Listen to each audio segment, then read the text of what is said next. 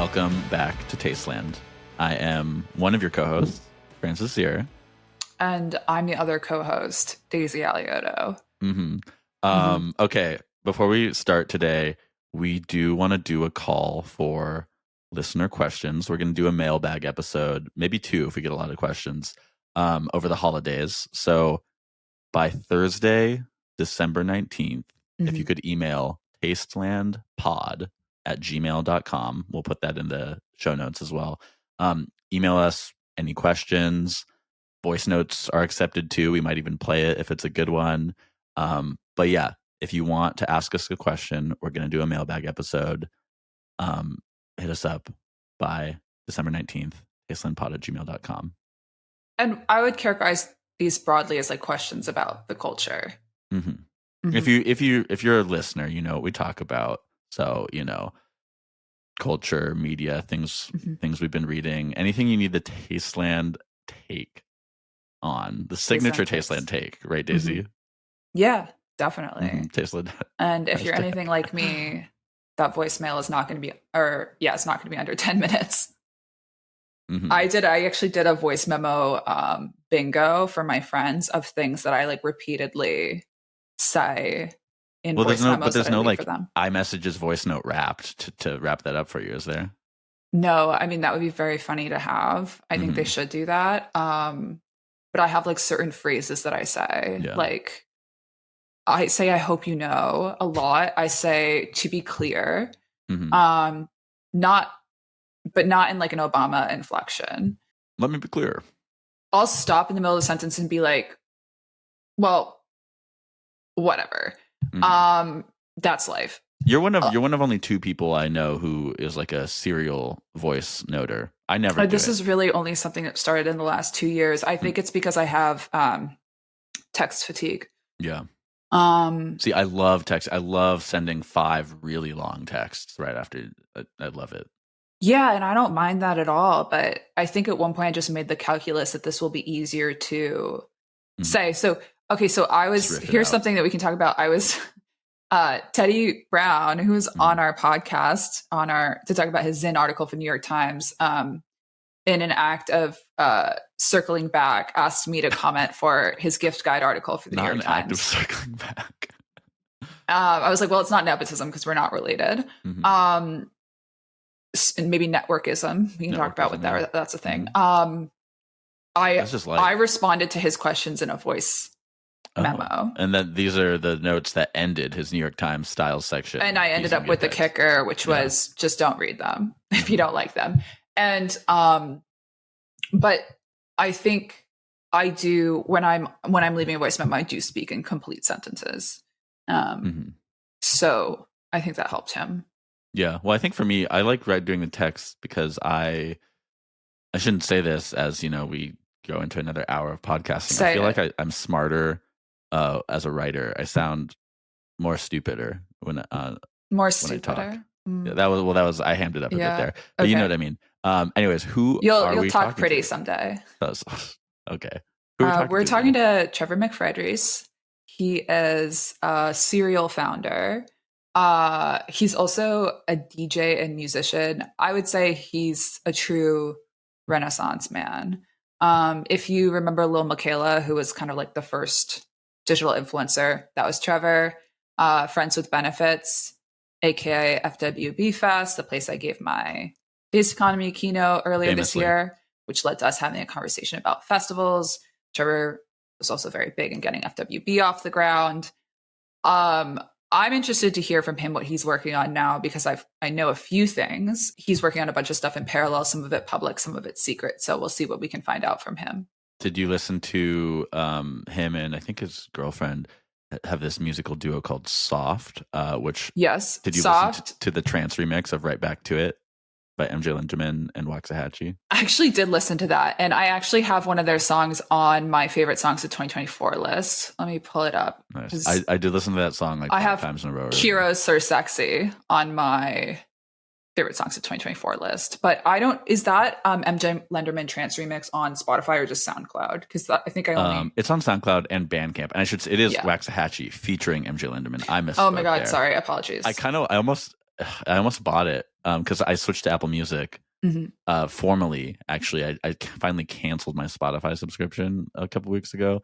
So now with Apple, I don't know if you can even do that with Spotify. Like Did you cancel before the Wrapped because you knew it was going to be embarrassing for you? No, I know. I've been slowly making the transition over the past couple months. But did you see my tweet about my Wrapped?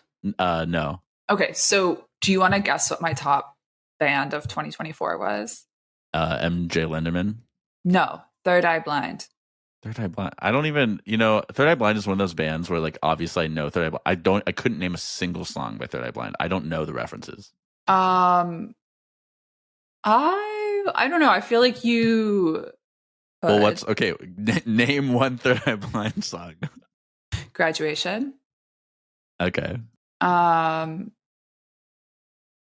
now I can't name a single Third Eye Blind song. I'll say this. So across my Spotify and my Apple Wrapped, there was one song that topped them both because I was listening to it a lot. It's called Graduate. That's embarrassing for me. When I made the switch, because the way I listen to music is like most of what gets logged on those apps is like while I'm doing work, and I'll listen to like one song or one album just on loop. And so across the two platforms, I listened to Note to Self by Jimmy Stack featuring Empress of. I listened to it, I think, 475 times. And this is just since August. That's wild, Francis. My other top artists of 2024 were, do you know who Bruiser Wolf is? No, it's like a rapper. I don't know. Do you know what Bruiser Brigade is? It's like Danny Brown's. Yes. Yeah. Yeah, they're out of Detroit. Okay, so Bruiser Wolf is in that collective. I listened to his 2024 album a lot. In preparing for this episode, while listening to a podcast Trevor had done recently, I scrolled back through his entire. Oh, he's here. We'll just let him in. Hello. How are we? I don't know. Not much going on in the world. So not much at all. Another quiet news week. I know. I mean, I guess it's the end of the year. We can all ease into the holidays and move on with our lives. I do. So maybe this is jumping too right into it, but something I saw on Twitter yesterday. I was like, you didn't retweet it, but it was next to a tweet of yours. And so. Oh, so you're just going to affiliate him with it? Well, I am. No, but I thought he would have something interesting to say about it. Maybe you did retweet it. I don't know. Anyways, the tweet was, I think we'll look back on creator payouts as a big mistake for X. And then there's a couple of screenshots of tweets introducing big threads. One is like, here's the story of Mark Andreessen. This guy was 22 and then he sold his for blah, blah, blah, blah, blah. And the other is the full shocking story of the Haktua meme coin. So I don't know. I thought that would be an interesting place to start. Do you think, because you're a big tweeter, serial tweeter, do we think creator payouts are a significant contributor to the way Twitter has changed since Elon took over? I think it will be on the list of like goofs, but I don't think it would be at the top. Like I do think the blue checkmark thing was a pretty serious fiasco. Like, effectively ruined the status games that could be played here. Eli Lilly Gate. Yeah, totally. And I do think that like a lot of value accrued to that blue check at some point, and now maybe is like where they probably could have, I guess, where they probably could have extracted the most value. It's probably become like net negative now. Like a lot of coastal elites see it as being like, alt-right. It's an alt-right bumper sticker or something. Yeah, not getting the blue check as like a sign of protest. Yeah, and people actively saying like, I didn't pay for this. I don't know how it got here. Like, that's interesting. It's a scarlet letter online. But yeah, I think the thread thing, I'm not a huge fan of alt social in general, kind of incentivizing content that keeps people on the page. I think what's interesting about YouTube is that they started in an era where the kind of gamification stuff maybe were a little more nascent, and also because watch time required kind of like narrative and captivating characters, it seems to have like bred a different type of creator. And also it's who you elevate and, put on. I think, you've watched TikTok, whatever, with Charlie D'Amelio and what was the other one? All the early kind of TikTokers where they were really elevating like young women that were dancing and doing stuff. I think they kind of defined a character. And now there's become like just pure marketing with like TikTok Shop and, everyone kind of gaming to spam their apps or whatever. I think a lot of these things, to me, it was like spam killed MySpace and a lot of the other social networks. It feels like marketing. Well, And like, that's interesting because I was thinking too. I hadn't articulated it like that, but like I was thinking about all the different how these different platforms have it, and I was thinking that only YouTube seems to have like any integrity kind of in the way they do the critter share. And I think it's you hit on it. It's because right, like it requires you to watch it for a long time, and it's less of a like the other ones are all about lowest common denominator, get as many eyes on it as possible, and then that's how you generate the value. Whereas YouTube, it's like you can have less, and it's just like the longer viewership. Empty calories. I don't know. I always think about like there was a old television exec that belief system was basically centered around like making the most inoffensive content. It's what kept people on the network, like whatever wouldn't have you change the channel. And I do kind of see where I like the internet. I think originally was kind of like the shock and kind of like, I guess the rotten.comification of like getting people to engage with stuff. And that could be my own millennial brain rot that I'm kind of more drawn to that, like the kooky Vine era that became King Batch doing like performative social justice stuff. I much prefer, kids falling off of stacked milk crates than I do, I don't know, threads about Mark Andreessen. Well, I also think this is pretty obvious and maybe not even worth commenting on, but we're also have to talk about the difference between video and text, and that like with link sharing or platforms that came up to encourage link sharing, you're forcing people to change the channel because all of the information is not contained in the tweet. And in YouTube, it's like, well, all the information is contained in the video. That's why it's a video. And so you can keep people in the quote channel. And I think Elon came in and was like, oh, the best way to prevent people from leaving the platform or changing the channel is, force them to contain all of the information in the tweet. But that did nothing to account for the quality of that information or how people were using it up until that point. Yeah, quite silly. Pretty short-sighted. Totally. Well, go ahead. Yeah. No, I'm curious what your experience on X or Twitter is these days. Like, I still feel kind of trapped inside the arena, but I suppose the quality's gotten worse, but it's been kind of this slow boil. So I'm aware it's not as good as it used to be, but I can't tell how severe it is. I've always been more of like I feel like a lurker than a big prolific tweeter. Like I have like a public account now that I only made when I started like needing to be on Twitter in like a work way. Whereas before I was just such a like private account consumer and like in group chats and stuff. So for me, like from that perspective, I was never seeking out like such active discussion. Right. So like I was always more just like watching and scrolling and, brain rot, etc.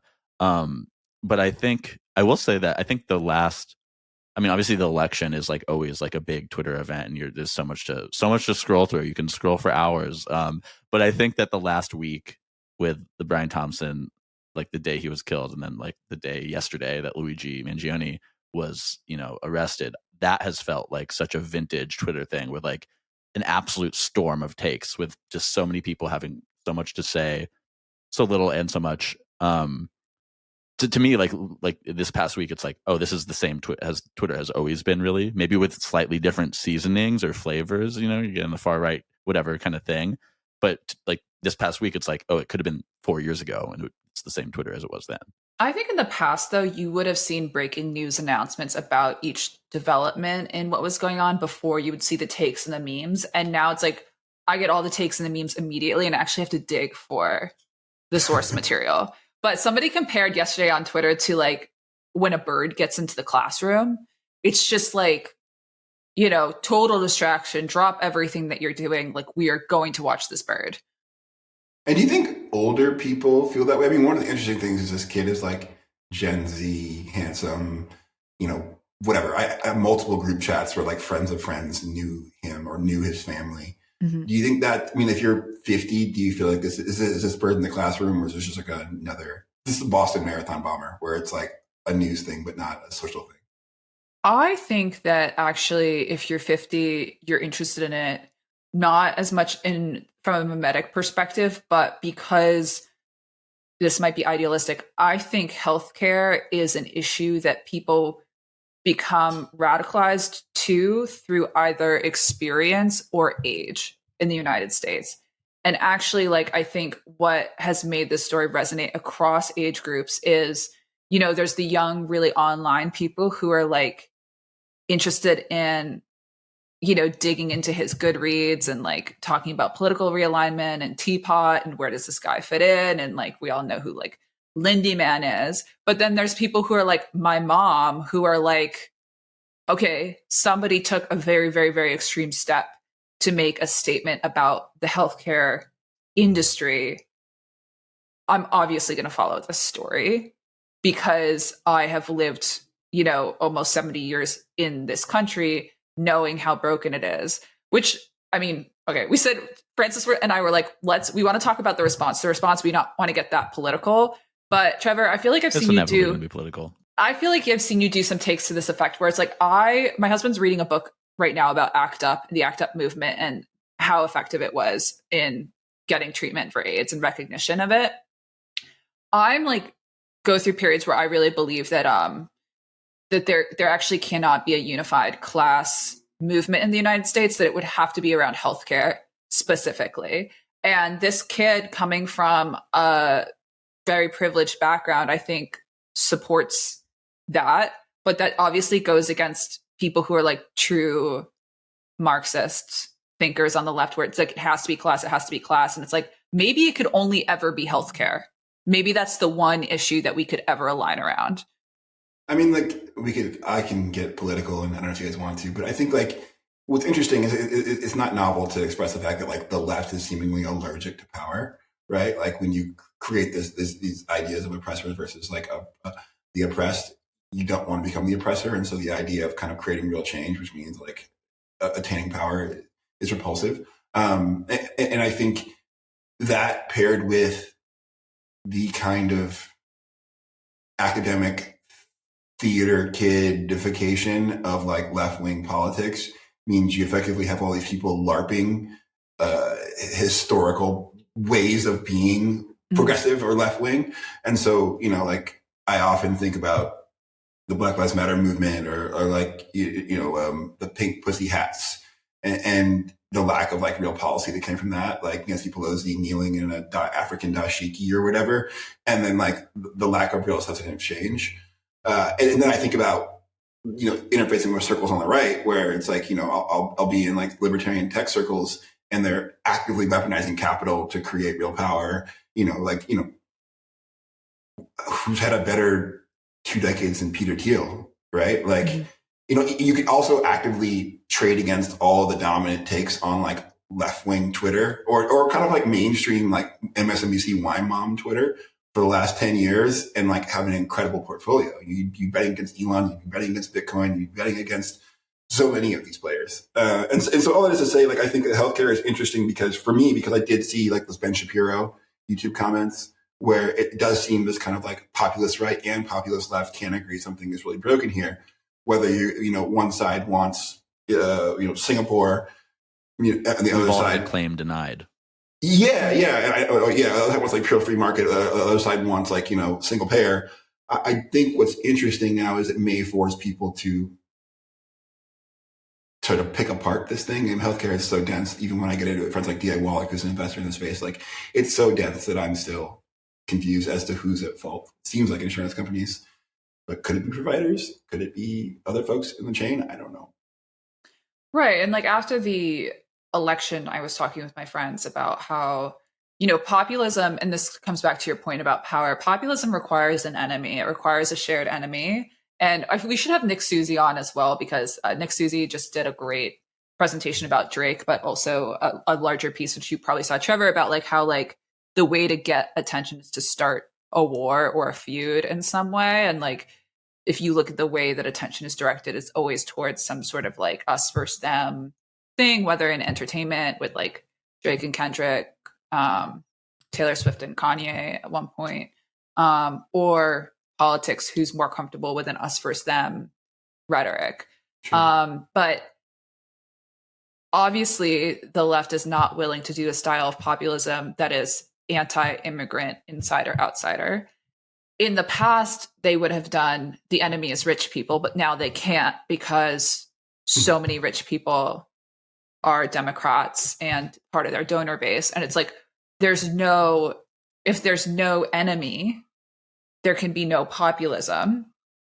And the enemy can't be like who, I mean, there was sort of like a gesture that this election cycle, but it just wasn't coherent. Like it can't just be like the enemy is Donald Trump and people who vote for him. I want to reference another Trevor tweet from like right after the election. It was you were like quote tweeting the map that showed like the rightward versus leftward swing of counties, and so you wrote like the spectrum isn't left versus right as much as change versus status quo. Change candidates on either side would have looked very different, in my opinion, which is exactly what I was thinking. Like going back through your Twitter last night, trying to come up with questions for this, and then like thinking about this as well. That like hit a nerve for me. I like stopped on that. I was like, this is feels so relevant to this like, you know, Luigi conversation where it's like, you know, the people in Ben Shapiro's comments versus like the people on Twitter gleefully making like, you know, Luigi is our leftist hero meme, whatever. It's like neither of those things are true. He's neither the leftist or the right hero, but it's like he's this like represents change, even if it's chaotic and like, you know, murder, whatever. But it's like it's change, and like what you were just saying a second ago, where it's like, you know, are the healthcare insurers at fault? Like, where is the root of like the shittiness of healthcare in this country? Like, it doesn't really matter for like the response to this, like where the actual root is. It more just matters that like people are upset. I literally 20 minutes before we got on this call, I like checked my mail, and I had gotten like a physical a couple weeks ago, and like part of it was denied, and I'm gonna have to pay for it, right? So it's like, I don't know, I'm kind of rambling here, but I think that it's not left versus right as much as it is change versus status quo feels very relevant to this. Totally. And I think the trap for Dems is there's effectively this like neoliberal tunnel vision where like, you know, they've got this data driven regime. And I often think about that Bezos quote where he's like, it's something like, you know, I find that when the anecdotal evidence and the data doesn't line up, like I go with the anecdotes because there's something wrong with how you're measuring it. It's something like that, you know? And I find that to be true. I think that like one of the disorienting things about living in this moment is every day there are like studies that support other sides of the positions, whether it's diet or life extension or whatever it is. And so I think one of the challenging pieces for me is that you interface with a lot of like senior Democratic officials. And like, I've been lucky in that, like, I've been pulled into campaigns and asked to comment on things. And they're like, hey, little Michaela Kai, you're good at digital, social. How do you think about this? And you get in the rooms and it's clear, like they have no interest in changing. It's like, it's pretty grifty top to bottom. And they're just kind of, you know, they're talking to your face about how this is, you know, the end of democracy. And then they're just finding ways to weasel money to their buddies and ad agencies or whatever it is. And so that was pretty, you know, like definitely black pilled me. But I think what's interesting is that you can feel that there's this kind of like black pill via osmosis, that people on both sides are pretty frustrated. And what's been interesting, I think, on the right is you've had Donald Trump as a release valve. Someone who would just look you in the face and be like, yeah, this is fucked up. And I often think when I talk to Dems, I'm kind of like rambling now, but like being like spurgy tech boy, having girlfriends who would be like, this happened at work today. Like, oh, here's how you fix it. And they'd be like, I don't want you to fix it. And, you know, and it took me going to therapy for them to be like, they just want you to acknowledge that that's bad. And then like, when I talk with all these senior elites, they're like, well, no, we're giving them $45,000 to buy a house. And you're like, no, but they want you to acknowledge that life is tough and they can't afford to buy a home and they're cruising into their 40s and living in a one-bedroom apartment with 2 kids. You can't just pretend that this policy will solve everything, that you're doing something like hear them, feel them, see them.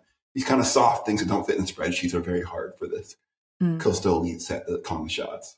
Yeah, Rebecca at Vox had a tweet that was like, again, I feel like we're sort of like two kinds of people style analysis, which is something that I have sort of been tracking. But basically, she was saying, okay, there's no right and left. It's like, have you been black pilled or not black pilled? Which is compelling to me as a framework for analysis. If you had to pick one. I like that a lot. I mean, it's been interesting watching Friends from the Brian Thompson, who, by the way, when you said Brian Thompson, I was like, the guy? Oh no. Brian the subway. And black guy? But then I was like, oh, the healthcare CEO, because he has been kind of dehumanized in this moment. Yes. Like it's been all Luigi. And then it's just like, this guy who, from what I understand, grew up in Iowa, I think was the University of Iowa, which is where I'm from. And it probably is not entirely dissimilar from a lot of my peers that I grew up with. It was just like a guy who wanted to work hard and found a job and climbed the ranks. But all that is to say, it's been interesting in some of my group chats where it's like some friends are like, I can't believe the discourse. This is heartbreaking. This guy's a father with kids. Mm-hmm. And then the flip side of that is friends being like, I can't believe this doesn't happen more often. Like, you guys don't feel like this is the logical outcome of this situation. And they didn't. And so I don't know, there is a disconnect somewhere, and it could be black-pilled versus not black-pilled. I like that framing. I also think, like, I was talking about this with my family. Like, I sort of subscribe to the Hannah Arendt theory of violence, which is like, it can only be judged in retrospect whether something was justified based on the change that it possibly makes. Like, it's sort of like a John Brown thing, right? Like, if I obviously don't condone violence or murder, but if something like this did lead to change in the health insurance industry 10 or 20 years from now, it will be seen as justifiable violence. I do believe that. But you can't, like, just because our cultural discourse moves so fast right now, you can't speed run that historical context. It doesn't matter if you've, like, in the past, you have read 3 newspaper articles about it. Now we've all read 2,000 posts. Having read more posts or consumed more about it, people confuse that with the passage of time. For sure. And that still doesn't mean that we can situate it in historical context until truly that time has passed. Well, and I think that's something that we lose on a platform like Twitter. Mm-hmm. It moves so fast, and it's like neither one of these people is really a person. They're just like vessels for meaning. When there's like, mm-hmm. How many hundreds of tweets have I read? How many, like, 7, 12, 20, like, newsletter issues have I read in the past 3 days or whatever? It's like, that's just so much meaning, like, that's like crammed into my head that I'm not sure, like, what to think of it, to where it's like, now we're just discussing, like, the response to the response, really, more than just the thing. And like, that's almost what's become more interesting, is like, I don't know, not the thing itself, but the response. And I don't know. I'm just kind of like losing myself even talking about it. Like, it's like, well, yeah, I mean, it's interesting for me to, like, so I guess a while back, I guess the emergence of, like, Red Scare, and even my friends with, like, new models and some of these things, like, it became clear to me that there was kind of new status games being played where it was, like, easy to co-opt aesthetics, and, like, having to, like, read the literature to engage presented, like, an interesting obstacle where you could create new boundaries to define who was in the in club and who Hegelian e-girls. Hegelian e-girls, like, not for nothing, that was, like, an emergent property that I think stemmed from this stuff. And I don't think, like, Teapot's entirely dissimilar. Like, you found these, like, new arenas where you could spout off about accelerationism or whatever it is. Like, having VCs quote Nick Land is, like, bizarre to me, but I think it's, like, an emergent property of these things. And so what's intriguing is that, like, I'm on TikTok now, and I think, you've seen kind of, like, the end game of what was, like, Joshua Cittarella's, like, politogram, like, 13-year-olds. Famously going to be on the podcast next week. Let's go. By famously, I mean, I'm just telling you that for the first time. Yeah, like, little kids reading Max Stirner or whatever, calling themselves, like, neo-Comenius or whatever. Like, what you have now on TikTok is a bunch of kids spouting kind of, like, the most obvious shit in, like, pseudo-academic terms. Mm-hmm. People being like, snap, snap, snaps, yes, this.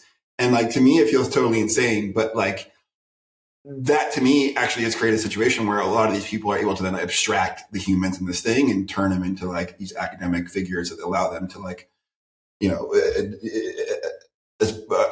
talk about ideas that, reinforce the way they see the world instead of thinking about it. Like, that's like, I never thought about when I was, like, when I was like 15 or whatever in English class, and we read about, like, we read about existentialism for the first time, and I'm like, oh, this is, like, I've been looking for my philosophical worldview, like, existentialism. This is it, and, like, that was the thing that 15. I was like 2010 or whatever, right? So it's like, it never really occurred to me, like, obviously, I've read, like, Josh has seen his graphs and said all this stuff. It never really occurred to me that it's like, instead of discovering existentialism in English class, they're discovering, like, all these much more niche things that you can just dive so deeply into on the internet. I mean, it's amazing. I was watching, like, we were watching Sopranos, and that, like, great angle of, like, AJ becoming, like, eco-terrorist, like, getting on the internet and getting, like, pilled. That show's just so good. It has so much staying power, but I feel like that's happening at scale in a big way now. My friend texted me when we were like 3 minutes into recording this, like, what is teapot? And I wanted to be like, don't worry about it, kitten. But I was like, I'm literally on the podcast right now. I'll talk to you after about this. But I'm like, oh God, how do I even explain this?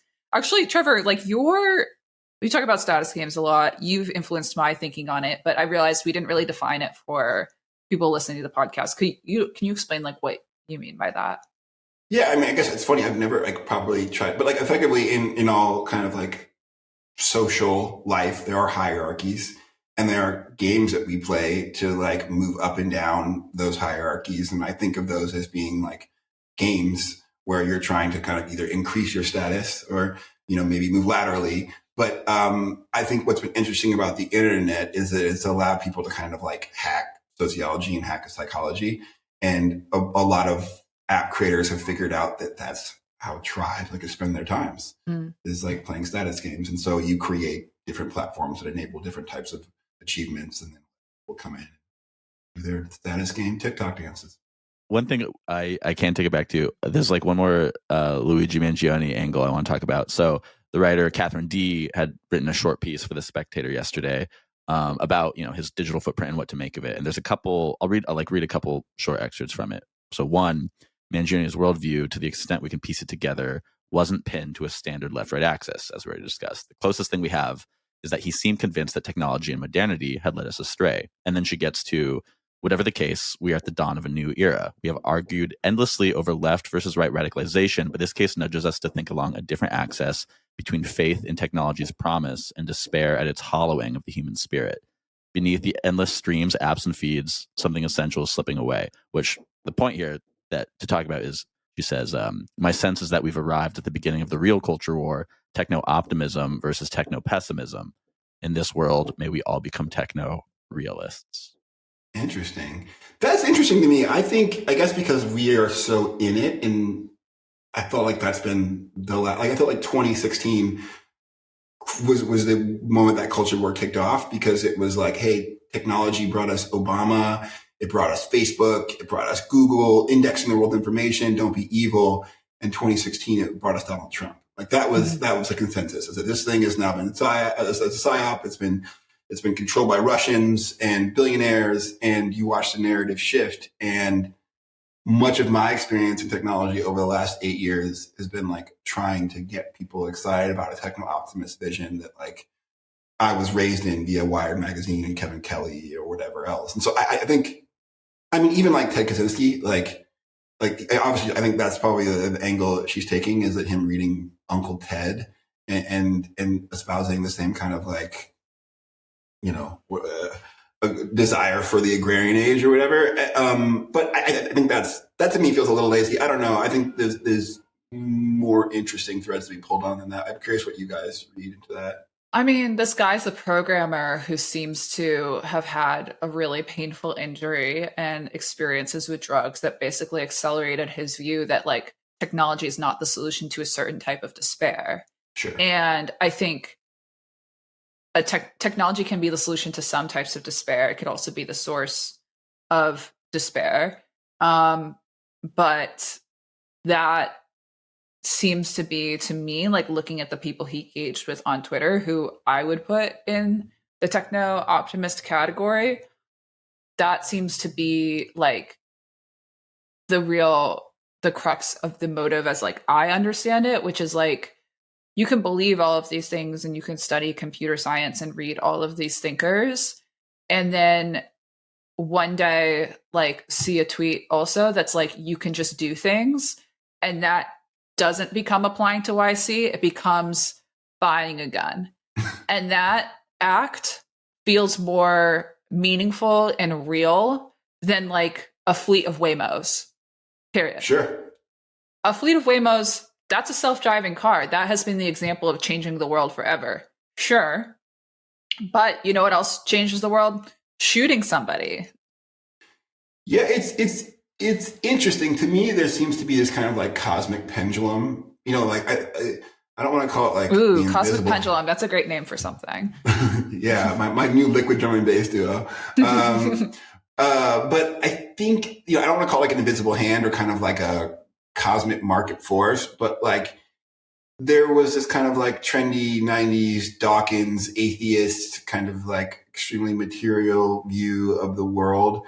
They kind of like Fedora Reddited brained a lot of young like men. Richard Dawkins. Yeah. Is that his name? Totally, yeah. Yeah. That, like, you know, this kind of atheist view. Mhm. And I think as technology's accelerated, you've kind of cruised deeper. Like I found God again by building an AI. Like at some point you get deep enough where you're like, we're definitely not computers, we're radios, you know? Mhm. And like, if you were to smash the radio, you'd think this thing created the sound, but it doesn't create the sound. It receives the sound.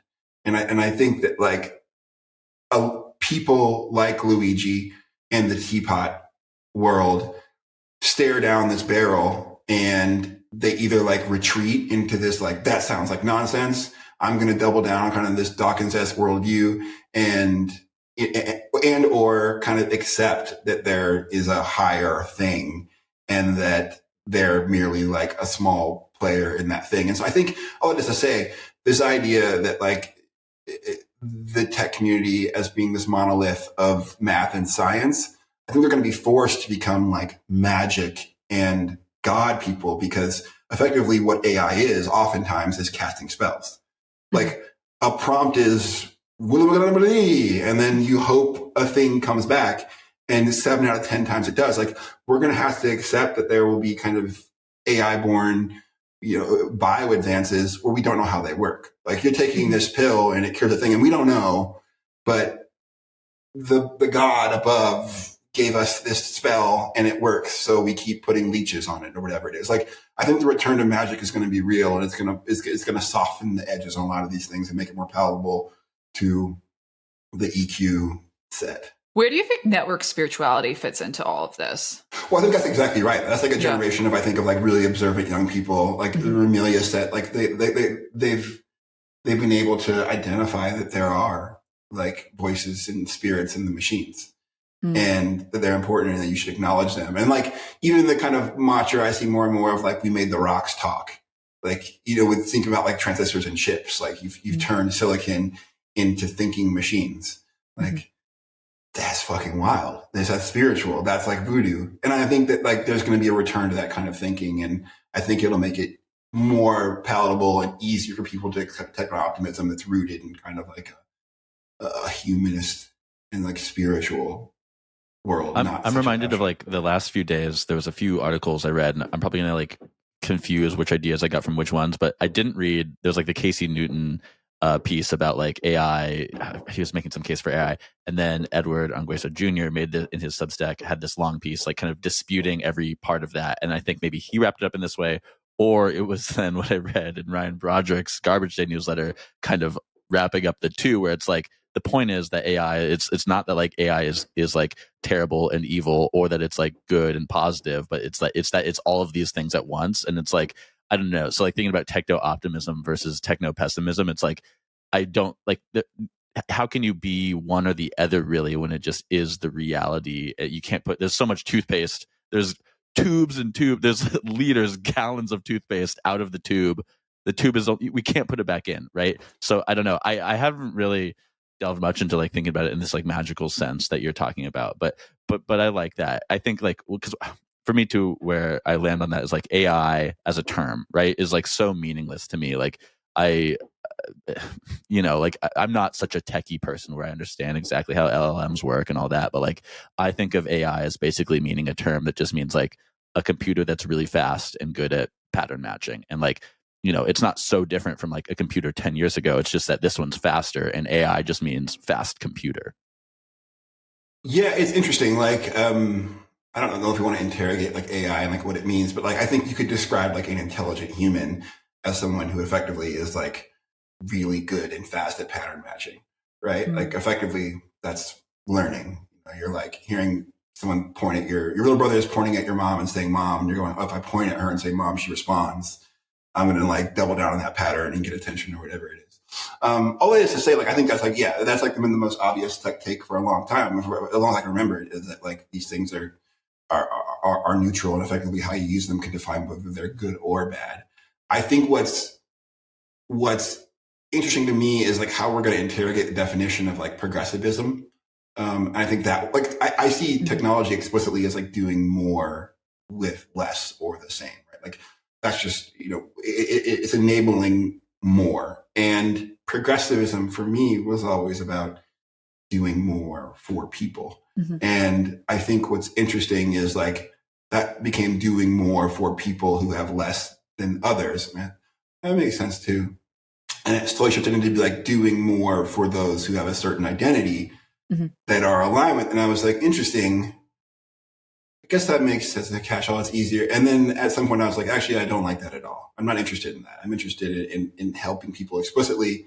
And if that means helping people that have less, more so, I'm for that also. And I think as those things diverge, when it became about helping a certain identity, it became clear that like doing more with less may actually mean that you impact those people with a certain identity. And those things started to kind of have a certain amount of dissonance. And if they return to like doing more for people, I think technology and progressivism begin to align again. But otherwise, you see it fragmenting, and it may have already fragmented beyond repair. And this is kind of a left. My issue as somebody who is interested in technology and using it to fulfill like things that I think are important, support things that I think are important, and like direct capital around them. I totally agree that we're entering an age of humanism and technology by necessity.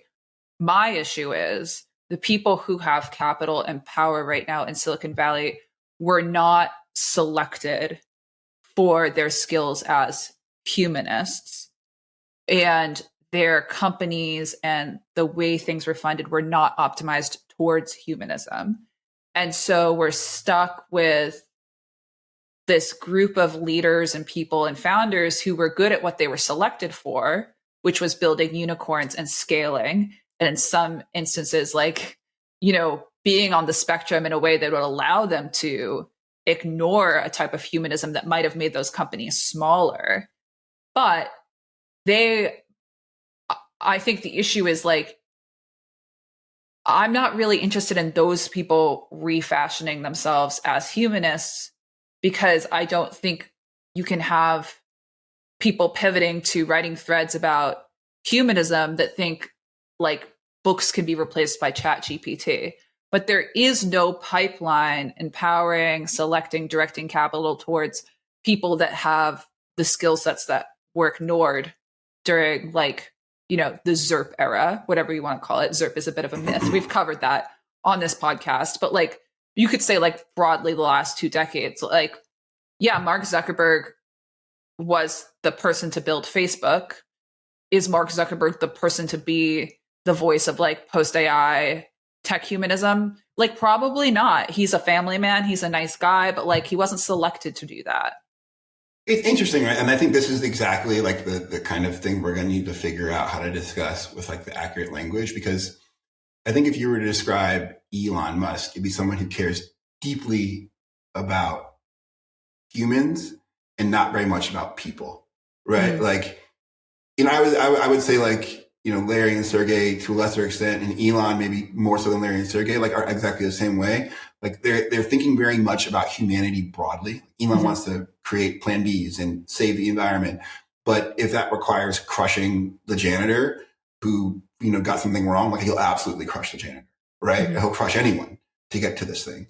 And I think that is where we've had this divergence. And I think it's going to be interesting. I mean, that was, to me, is kind of like Techno-Optimism 101. It was just like this utilitarian vision of doing what's required to help to do the greater good. And everything is a trolley problem. I mean, everything is a trolley problem. Yeah. And as I'm able to atomize it and kind of give everyone a voice via these things, you've now humanized those people on the tracks. Mm-hmm. And it creates a lot of icky feelings for people. And I think that's the challenge, is that like, if you're Elon, if you're Mark, you're at a certain elevation where you're like, how could you possibly dislike me? I'm the person who's done the single most for humanity in the last 2 decades. You could argue that Elon Musk single-handedly has done more than anyone in the last 2 decades. Mm-hmm. And he'd be like, well, how could you possibly dislike me? The thing you talk about the most is climate change. That's me. You know what I mean? Like, and so I don't know. I think we're going to have to figure out language. And if we want some of these people who are goal oriented and when given the right boundaries can do impressive things, I think a lot of them feel bait and switched in that, like in the Obama era, they were heroes because the boundaries and the conditions they were given, they met and surpassed. And Amazon made it really easy to get anything you want. Like, what an incredible premise to someone in fucking Oregon Trail. That, like, push a button and it's all at your disposal. And so I think the idea of becoming a villain is quite easy because you're like, wait a minute, like, I did this all for you and you turned on me? Fuck you guys. Actually, if you think I'm this, then fuck you, I am that. And so I think if instead we're able to, like, say, actually, the boundaries we gave you were close, but directionally a little bit off. Here's what we actually are looking for. You would see a Patrick Collison or whatever, like, achieve those things. And maybe there's a return to kind of like being excited about these people or like bringing them into the tent instead of saying, fuck you, scapegoat. We're going to. Well, I want to bring up another tweet of yours from 2 months ago. So this is great where somebody starts citing your tweets too. I did go back and I read every tweet of yours in 2024. I will admit that. Stop! Don't admit that. God bless you. I did not do that. For the record, that's my cross to bear. That's you're reading them in real time, Daisy. Come on. But okay. Anyways, the tweet was: there's this weird thing happening where social has incentivized selling picks and shovels, but there's no gold rush. Just people selling courses on how to sell courses, which I think is a bit of what we're talking about here, but more on like the everyday internet user level, not the Elon and the Zuckerberg, but like the other people. And that to me speaks to like kind of this bit of a logical conclusion of like that, like what they were selected for 15 years ago to like build these companies. This is what trickles down where it's like, it's about making money on the internet. It's about this, like the internet casino. Obviously this tracks like crypto too. I don't know. Curious for you to expand more on like kind of what you were getting at in that tweet. I think what I struggle with is, again, like, I think like Julian from Numerology calls it like autism creep.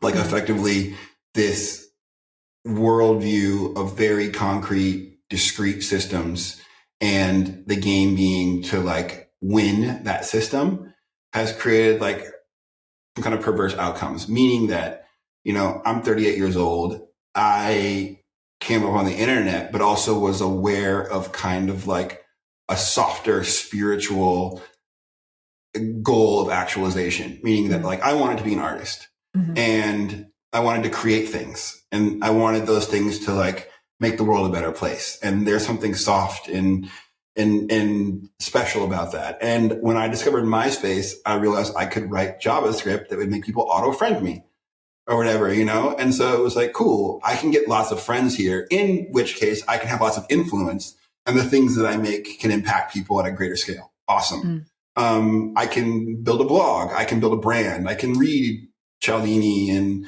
other people and kind of like learn to hack human psychology such that they can pay attention to me and then I can do great things. And what's interesting is that people in my generation started like recognizing that, building personal brands, and then recognizing they needed something to do with that attention. So they became photographers, fashion bloggers, DJs, things that had really low barriers to becoming good. And what's interesting now is like if you interface with young hype house TikTokers, you're like amazing, like, or Mr. Beast, like you won this game. Like you're the best at creating YouTube thumbnails and capturing attention. Like, what do you want to do with that? I'm like, I want to win the game. I'm like, I won the game. And you're like, yeah, but the actual game, the meta game was like doing shit that like helps the world. Now you capture all this attention, like, and you talk to them and they're like, I'm going to create a fund. Why would I do anything? Like I can just sell attention and I can like invest and I can get rich. Like I don't need to do anything. And so that to me is like the champions of this current way of existing on the internet. And the trickle down of that is all these people that are just like effectively selling courses to the gold rush, which is there is no actual goal. Like the gold rush is winning this game, not living and actualizing and doing things that matter outside of a bank account or a follower account or these things that you can measure with numbers on a screen. And so it's probably why I tweeted it, because it's not as concrete as I'd like it to be, but it does feel frustrating that there isn't a kind of higher calling to capturing all this attention. Even if it was like getting laid. Like when I meet band dudes that were like, I started a band because I wanted to get laid. I'm like, it feels more fucking noble than like It's authentic. selling shapewear on TikTok Shop. I just read this like MIT Press book called Content by this media theorist person, Kate Eichhorn, and she was talking about this idea of content capital, which maybe you've talked about this before, but I hadn't heard the term before. But basically, kind of the way I paraphrased it is, it's like it's your reach, it's your following, it's your I think kind of the logical conclusion to it is it's your ability with your presence on the internet to like affect some material thing, and it's like maybe it's like your ability to convert it to social capital, financial capital, all the other types of capital, right? But the way you're talking about that is like these people who are like producing content capital purely for the sake of producing more content capital. And then there's this other great line in the book that's just content begets content, right? Which is like kind of, I mean, that's what this podcast is, as we talk about other content anyways.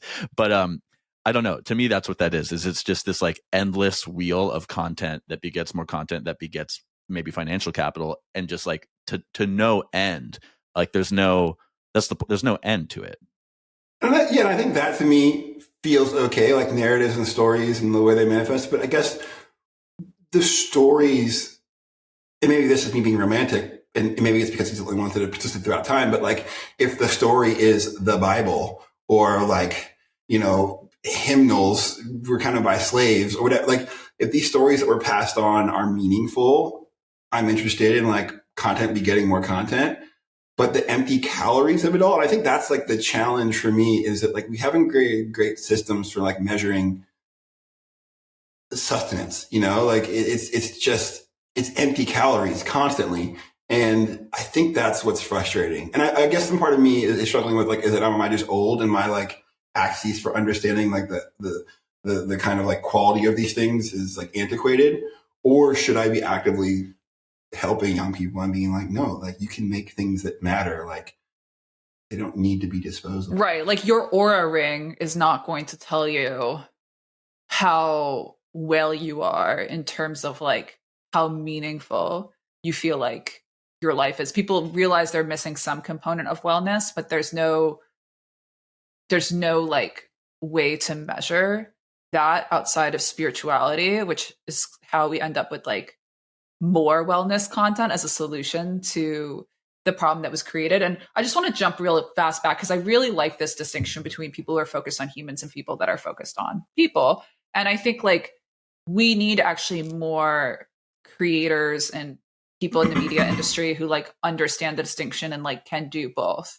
Because if you're too far left on the spectrum, you're very focused on people, you miss the human aspect, which does require accumulating power and capital in order to have the influence to serve people. But then you have, like, from the founder perspective, think about somebody like Bill Gates, whose career is sort of bifurcated between the human era, which is create Microsoft,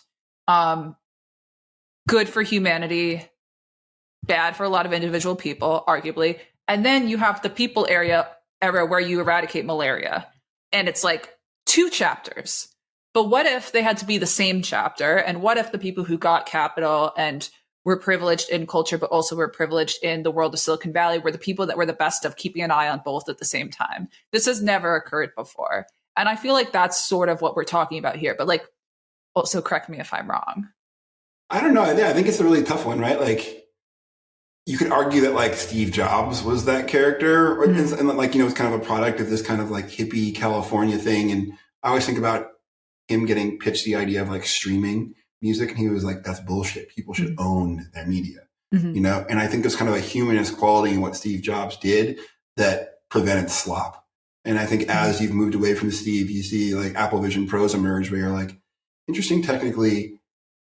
What value does it add to the human experience? And there are constantly things where I'm like, Steve would have killed that. Again, it could be romantic and looking backwards. And I don't know. I think one of the challenges, like I lived in France for a bit, and it was interesting because it was so people focused, right? Like everyone I engaged with, it was funny because like you talk to friends and, you know, they'd be like, Taylor Swift is flying private, disgusting. And I'd be like, but you would if you could. They're like, absolutely not. I would never. And you're like, really? Oh, and they fucking wouldn't. French people? Yeah, like my French homies, so young people, they'd be like, absolutely not. It's disgusting that you Americans would even consider doing that. And you're like, oh. They have better trains than us. So. They have better trains, for sure. But what also was intriguing is because they're so fixated on the people piece, they lose sight of the kind of like humanity piece. And we'd have these arguments about like Teslas. And they'd be like, yes, man, like the rivers are being poisoned in Africa because they're pulling lithium out of the ground. And you're like, I understand that, but like ecology and climate change are two different things. Like climate change is like impending doom that kills all of us. Ecology poisons this river and fucks over like a tribe of Africans. That sucks for sure. But again, like utilitarian tech hat on, you'd be like, well, we got to save humanity. And if we poison 1,000 people, that sucks, but it's humanity. And they're kind of incapable of seeing the other way. And so I think, I don't know, it's been fun to kind of have that dialectic for my Hegelian e-girls, but I'm not sure where I land on like how we split the difference, or if it just is this kind of cosmic pendulum of like you push hard in one direction and then the universe pushes you harder in the other direction. And you have these sweet spots where we have 50 years of no conflict. And now as the pendulum swings back, war with China, Ukraine, Syria. One other thing I found while preparing for this is when you're on the Context Pod a couple months ago and you're talking about this idea how there's no finality on the internet. And that is what I was thinking about as we were talking about this. I think the human scale versus the people scale. I think the people scale is about finality. And like if you're owning your media, that media can, a record can be destroyed, whatever. If you're streaming, that can't be destroyed, like whatever, the service could be destroyed, whatever, but it's this endlessness, etc. And then when I think too about like doing actions on the scale of humanity and like saving humanity, one thing, like, eventually on every scale, cellular scale up to species scale, things die, right? And so I think like this idea of doing things on the human scale and like Elon Musk working to, help save the environment or whatever, it's like, you're just pushing that, right? And this idea of like building on Mars, it's like that human scale tries to ignore that humanity scale tries to ignore a finality, I think, which is like good because you shouldn't like, accept death, right? But like you also actually kind of have to. And I don't know, maybe this is too much. I'm kind of probably wrapping up the pod here, but I'm thinking about that a lot. Where like the way we're talking about humanity scale seems to ignore this idea of finality. That's part of the people scale and part of from the cellular scale up, right? Well, I was talking to my friend this week, sorry to jump in, but like she's a professor, a creative writing professor, and she says like, the first thing she tells her students, or what she feels like she's ultimately teaching her students, is like, you are going to die and everyone that you love will die. And I think the starting point of the humanities is to accept and cope with death. And that's a big part of humanism, that if you believe the ultimate project is to defeat death, you are at odds. And maybe they can meet in the middle around some sort of spirituality, which is like, what part of life continues? But to accept human death does feel like the core of all art. And Francis, I don't know if you read any of my tweets, you might just read Trevor's, but I did tweet today that I read all your tweets, Daisy. Okay. All media is future lost media. But I would say all technology is future lost technology. Yeah, what was the song you were tweeting that about? Somebody found like some emo CD in a store that they really liked, and there was just like no record of the band on the internet anywhere. Oh, whoa. Yeah. What a blessing. Right. No, I'm sorry, sure that can't be me. Yeah. No, that's interesting. I often think about like, I don't know, like you hang so many founder circles and like effectively you've got a bunch of sickos who are like, who actively believe they can beat death, either via like bronze statue that exists in the square indefinitely, or like a planet they colonized being named after them, or well, that's whatever. Even just like what being a VC funded company is about, right? Is like that beating the odds to grow. Sorry to interrupt. Yeah, but like even the silly ones, like I want to build a generational life insurance company. And you're like, what? Like you want to do this your whole life? Like it is kind of, but they have to believe it, and that's why they get funded, and that's why they do well. But it's again, I think there's kind of like a tension there that I think is important. And I think actually as I've gotten older, like I'm really thankful that like Rashida, Tlaib or like Ben Shapiro exist, because I think you need these people pulling at other ends of the spectrum. And I think it's like lazy and kind of like, counterproductive to suggest that like any people should go away on either side. And I think I'm really thankful that there are Brian Johnston of the world trying to beat death. And maybe on the flip side of that, while it kind of like breaks my heart, I think it's compelling and important that there are people that are actively trying to have the right to die. And that tension, I think, is probably important in humanity and creates a conflict that gives this fucking bizarre thing meaning. Right. I mean, I happen to believe the whole point of life is love, and that's probably why I will never be rich. But that's okay. I think that's a perfect place to end it. This has been Tasteland. Yeah, let's end it. Thanks for coming on, Trevor. Thanks, Trevor. I appreciate it. Thanks for having me. It tastes just like a car.